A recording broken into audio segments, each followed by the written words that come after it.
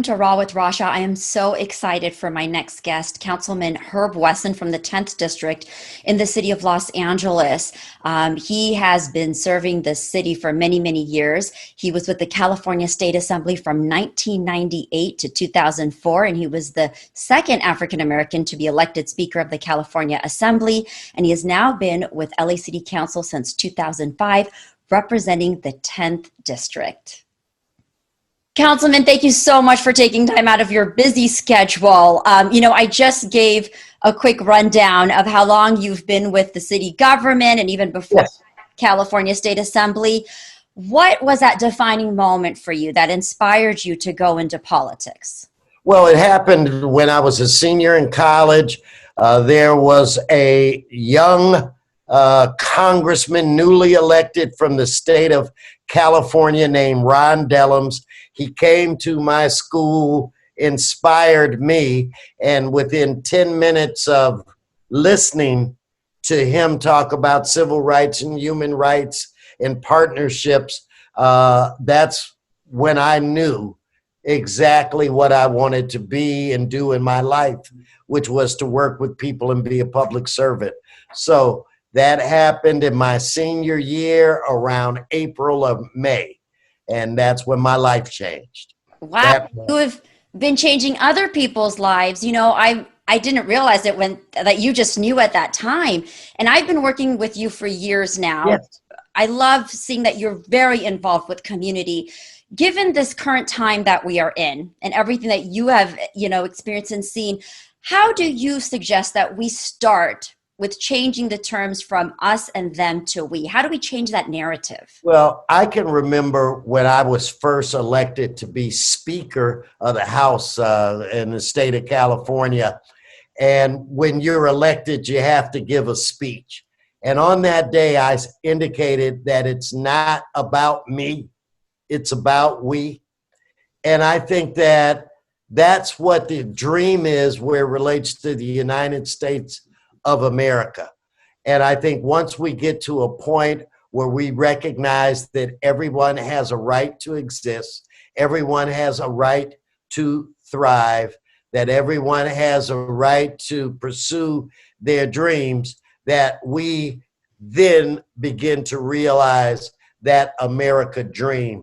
See, America is an idea that if you work hard and you catch a break, that you get to live a better life than your parents, so your kids and your grandkids live a better life than you. And I think we are at a moment in history right now where we're as close to that dream as ever. So even though we're going through turbulent times, dealing with coronavirus, I am so excited about the possibility of our future.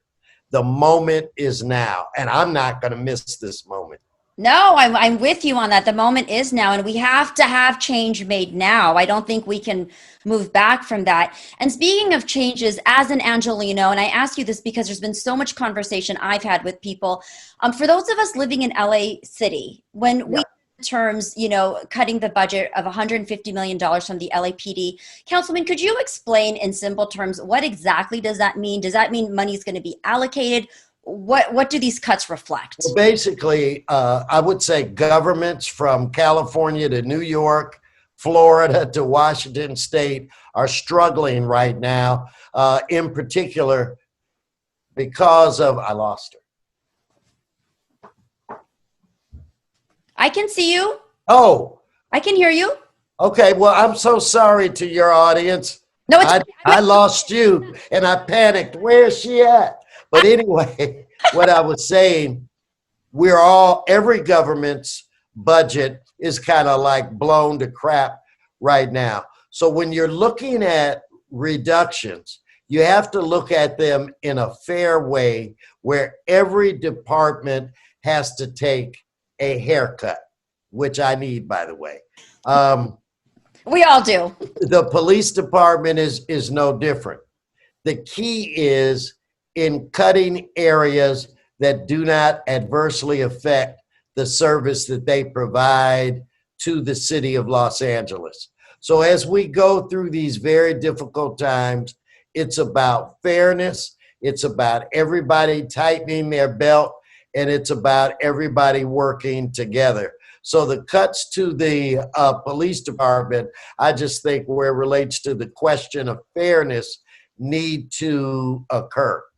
Hopefully, there will be monies that we can invest in certain areas of the city of LA that has not or that is in truly need of some kind of infusion. So that is the goal, and that's what all of the discussions are about right now. So it's a little premature to predict where we're going to wind up, but I think we want to be fair, and we want to make sure that the city continues to thrive and receives all of the benefits that the residents of the city need. So is it fair to say that this is still really in discussion then, because it's a work? Yeah, I believe as we're chatting now, there are budget conversations going on within the city of Los Angeles. And whenever you're in a financial crisis like this, it is like the most difficult thing that you have to deal with. But the best way to do it is try to control your emotions and be as fair as possible. That's a great way to put it. And Councilman, I know that you have to run off to another meeting. So before you go, as someone who represents Council District 10, could you paint a picture for me of what would you like the ideal future for a young 7-year-old Black child growing up in your district? What does that future look like for you? Well, I can tell you that without pause, because as a grandparent, I've got a 12-year-old boy, a 10-year-old girl, a 9-year-old girl, and an 18-month-old grandson. So what the world that I see for them is a world where they can go as far as their imagination and their abilities will take them. And the only way that that's going to happen is that there are systems within this country that aren't fair, that are out of balance. And what we need to do is to try to make adjustments so that they can realize their dreams. So I am hoping to see positive criminal justice reform.